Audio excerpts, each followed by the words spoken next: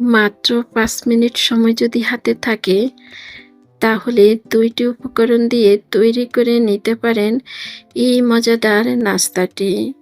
৫ minute সময় ২ টি উপকরণে কিভাবে এই নাস্তাটি তৈরি করে নিলাম, তাহলে সবাই ভিডিওটি শেষ পর্যন্ত দেখে যাবেন। আশা করি সবার কাছে ভালো লাগবে। বিসমিল্লাহির রহমানির রহিম। সবাইকে আসসালামু আলাইকুম। আমার আরও একটি ভিডিওতে সবাইকে জানাচ্ছি স্বাগতম। কেমন আছো সবাই? আশা করি আল্লাহর অশেষ রহমতে সবাই ভালো আছো। আলহামদুলিল্লাহ, আমিও ভালো আছি। চলে আসলাম আজকে আবার আরও একটি খাবার রেসিপি নিয়ে। আশা করি আজকের এই খাবার রেসিপিটিও সবার কাছে ভালো লাগবে। আজকের খাবার তৈরিতে আমার প্রথম উপকরণ লাগবে বেসন। আমি প্রথমে একটি বাটি নিয়ে নিলাম। বাটির মধ্যে নিয়ে নিব ১ কাপ বেসন। বেসনের মধ্যে দিয়ে দিব আদা বাটা, রসুন বাটা, দিয়ে দিব স্বাদমতো লবণ, আর দিয়ে দিব সামান্য পরিমাণ হলুদের গুঁড়া, আর দিয়ে দিব লাল মরিচের গুঁড়া। আপনারা চাইলে আপনাদের পছন্দ মতো এখানে জাল অ্যাড করতে পারেন। অনেকে বেশি জাল খেতে পারে, আবার অনেকে জাল খেতে পারে না। তাই পছন্দ মতো জাল দিয়ে এই খাবারটি তৈরি করে নিতে পারেন। এবার দিয়ে দিব আমি 1/2 চামচ বেকিং পাউডার। সবগুলি উপকরণ দেওয়া হয়ে গেলে এবার অল্প অল্প করে পানি দিয়ে এই বেসনটাকে মেখে নিতে হবে। আমরা যেরকম বেগুনি তৈরি করতে বেসনটা তৈরি করে নিই, ঠিক ওই রকম করে এই বেসনটাকেও তৈরি করে নিতে হবে। বেসনটা একদম পাতলা করে নেওয়া যাবে না, আবার একদম ঘন করে নেওয়া যাবে না। পানির পরিমাণটা যদি ঠিক থাকে, তাহলে খুব সুন্দর একটি ব্যাটার তৈরি করে নেওয়া যাবে বেসনের। বেসনের ব্যাটারটা আমার একদম রেডি। এবার আমি এক পাশে বেসনের ব্যাটারটা রেখে দিলাম। এবার আমার দ্বিতীয় উপকরণটা আলু। সবাই দেখে অবশ্য বুঝে নিলেন। আমি একটি আলু উপরের খোসাটা ছিলে নিলাম। এবার ছুরির সাহায্যে এই আলুটাকে এরকম পাতলা পাতলা করে কেটে নিতে হবে। আপনারা যদি ছুরি দিয়ে না কাটতে পারেন, তাহলে বটি দিয়েও কেটে নিতে পারেন। আলুটা একদম পাতলা করে কেটে নিতে হবে, ঠিক এরকম। আলুটা আমার কাটা হয়ে গেল। এবার আলু ভালো করে ধুয়ে নিতে হবে। আলুটা আমি ভালো করে ধুয়ে নিব। আলুটা যখন ভালো করে ধুয়ে নেওয়া হয়ে যাবে, এবার আলু থেকে যতটা সম্ভব পানিটা ঝরে নিতে হবে।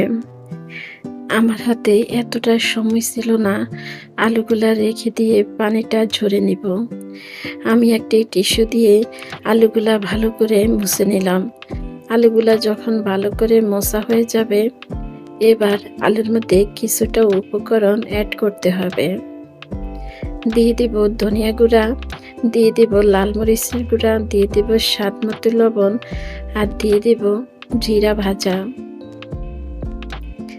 সবগুলি উপকরণ দেওয়া হয়ে গেলে এবার আলুগুলা মশলার সাথে ভালো করে মিশিয়ে নিতে হবে। মশলার সাথে আলুগুলা ভালো করে যখন মিশানো হয়ে যাবে, এবার আমি চুলার মধ্যে একটি প্যান বসিয়ে দিয়ে পরিমাণ মতো তেল দিয়ে দিলাম। তেলটা যখন ভালো করে গরম হয়ে যাবে, এবার বেসনের মধ্যে আলুগুলা দিয়ে ঠিক এভাবে করে ডুবিয়ে ডুবিয়ে তেলের মধ্যে ভেজে নিব। একদম ভিন্নভাবে ভিন্ন স্বাদের একটি নাস্তা। এভাবে একবার নাস্তা তৈরি করে দেখতে পারেন। বাচ্চারা তো বিশেষ করে এই নাস্তাটা অনেক পছন্দ করবে। এই ধরনের নাস্তাগুলা আমারও অনেক পছন্দ। কম সময় কম উপকরণে ভীষণ মজার এই নাস্তাটি আপনাদের কাছে কেমন লাগলো কমেন্টে জানিয়ে যেতে পারেন। আমার ভিডিওটা দেখতে দেখতে একটু পর্যন্ত আমি জানি না আমার সঙ্গে কে কে এসেছেন। আমার সঙ্গে যারা যারা এসেছেন একটি লাইক দিতে ভুলে গেছেন, একটি লাইক দিয়ে দেন।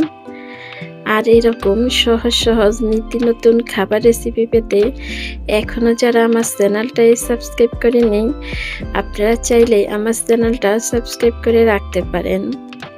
আমি যখন যে ভিডিও ছাড়ব আপনাদের কাছে নোটিফিকেশন চলে যাবে। সময় সুযোগ বুঝে আমার ভিডিওগুলা দেখে নিতে পারেন। আর আপনারা যারা এই কাজটা করেছেন আপনাদেরকে জানাচ্ছি অসংখ্য ধন্যবাদ। আপনাদের সুন্দর সুন্দর কমেন্ট আর একটি লাইক আমাদের কাজে একদম অন্যরকম একটি আনন্দ কাজ করে। সেই কমেন্টের কারণেই প্রতিনিয়ত চলে আসি নিত্য নতুন খাবার রেসিপি নিয়ে। আশা করি সবাই এভাবে পাশে থেকে যাবেন। আজকের আলু আর বেসন দিয়ে এই নাস্তা রেসিপি এখনো যাদের খাওয়া হয়নি একবার এভাবে খেয়ে দেখতে পারেন। খুব অল্প সময় নাস্তা একদম রেডি। এই আলু দিয়ে নাস্তাগুলা হয়ে গেল। একইভাবে করে আমি সবগুলি নাস্তা বেজে নিব। একটি আলু দিয়ে বেশ কিছু নাস্তা তৈরি হয়ে যাবে। চুলার আঁচটা কমে রেখে আলুগুলা একটু ভেজে নিতে হবে। আর বেকিং পাউডার দেওয়ার কারণে আলুগুলা কিন্তু খুব তাড়াতাড়ি সিদ্ধ হয়ে যায়। দেখতে কিন্তু তেল পিঠার মতো একদম ফুলকো ফুলকো হয়। আলু আর বেসন দিয়ে এত মজার নাস্তা তৈরি করে নেওয়া যায়, একবার না খেলে কেউ কখনো বিশ্বাসই করতে পারবে না। আর এই নাস্তাটা যাকে খেতে দিবেন সে বুঝতে পারবে না যে আলু দিয়ে এই নাস্তাটি এভাবে তৈরি করে নেওয়া হয়েছে। খুব অল্প সময় অনেকগুলো নাস্তা তৈরি করে নিয়ে আসলাম। আজকের এই সহজ রেসিপি কেমন লাগলো সবার কাছে? তাহলে আজকের মতো আমি এখানে বিদায় নিলাম। সবাই ভালো থাকবেন, সুস্থ থাকবেন। দেখা হবে, কথা হবে পরবর্তী ভিডিওতে। সবাইকে আল্লাহ হাফেজ। আসসালামু আলাইকুম।